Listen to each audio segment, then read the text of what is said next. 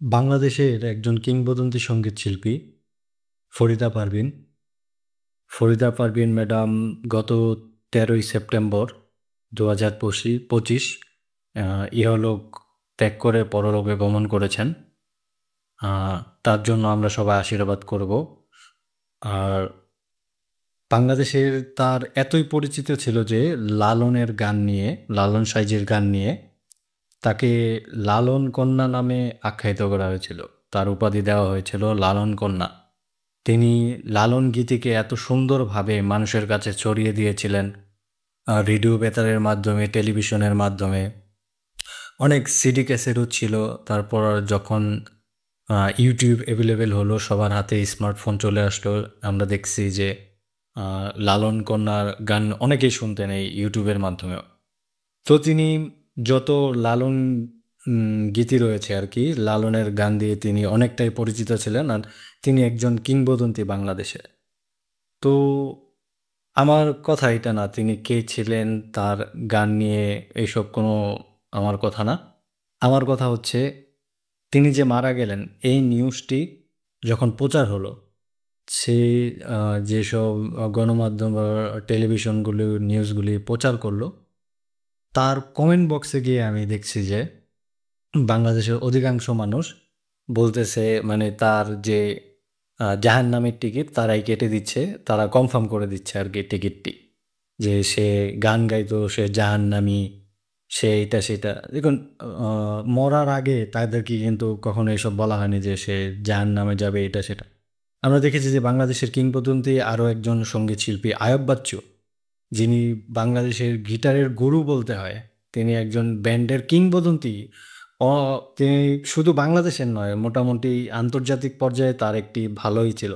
তার একটি গান আমার খুব ভালো লাগে, সেটি হচ্ছে আপনার বাংলাদেশ ও ভারতকে নিয়ে গাওয়া। এই দুইটি দেশকে বন্ধুত্বপূর্ণ সম্পর্ক রেখে একটি গান গেয়েছিলেন তিনি। সেই গানটি হচ্ছে সাবিত্রী রয়। সাবিত্রী রয়ের নামে যে গানটি রয়েছে সেই গানটি শুনে দেখবেন। কিন্তু এই আয়ব বাচ্চু সঙ্গীত শিল্পী যখন মরে গেল, তখন অনেক বক্তারা যারা ওয়াজ করেন আর কি, বাংলাদেশে যে অনেক জায়গাতে ওয়াজ হয়, সেই ওয়াজে বলছে যে আয়ব বাচ্চু মরার পরে তার যে কী করবে, তারে কবরের মধ্যে গিটার দিয়ে পিটাবে তাকে, মানে অনেক কিছু, সে জাহান্নামী হয়ে গেছে। তো বাংলাদেশে যদি কোনো সঙ্গীত শিল্পী মারা যায় তো তারা জাহান্নামী হয়ে যায়। কোনো নায়ক নায়িকা বা যারা অভিনয় করে আর কি, অভিনয় করে গান গায়, যারা টেলিভিশনের পর্দার সামনে আসে, তারাই আর কি জাহান্নামী, তাদেরকে সোজা জাহান্নামী বলে ঘোষণা করে দেওয়া হয়।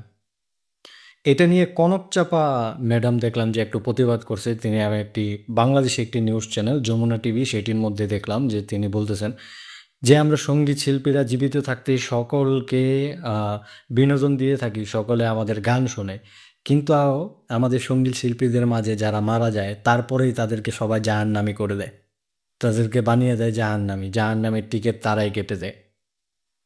তো যারা এগুলি বলতেছে তাদের মধ্যে মানে তাদের মানসিকতা কেমন আমি সেটা জানি না। একজন মানুষ মারা গিয়েছেন, তাকে তার জন্য ঈশ্বরের কাছে প্রার্থনা করা দরকার যে যদি সে কোনো ভুল ত্রুটি করে থাকে তাকে তুমি মাফ করে দাও, কারণ সেই সৃষ্টি সেরা জীব। একজন মানুষ সে যদি কোনো ভুল ত্রুটি করে থাকে, ঈশ্বর তুমি তোমার নিজ গুণে তাকে ক্ষমা করে দাও, এইটা বলা উচিত আপনাদের। কিন্তু আপনারা কি করছেন, জাহান্নামের টিকিটটি কনফার্ম করে দিচ্ছেন তাকে।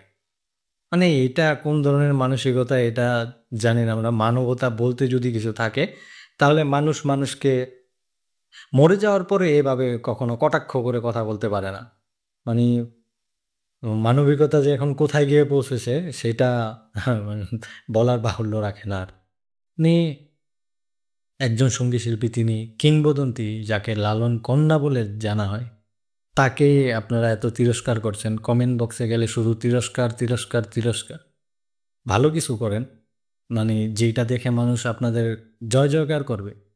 মানে আমরা এখানে বসে, ইন্ডিয়াতে বসে দেখতেছি যে একজন বাংলাদেশি কিংবদন্তি শিল্পী মরে গেছে, তার নিউজ দেখতে গিয়ে নিচে একটা কমেন্ট করব যে, তখন দেখি যে এইরকম মানে উল্টাপাল্টা কত কমেন্ট। সে জাহান্নামে হয়ে গেছে, সে গান গাইছে, সে মরে গেছে, ভালো হইছে, তাকে এখন বুঝাবে, কবরের মধ্যে তাকে অনেক শাস্তি দেওয়া হবে, এটা সেটা, মানে অনেক কিছুই।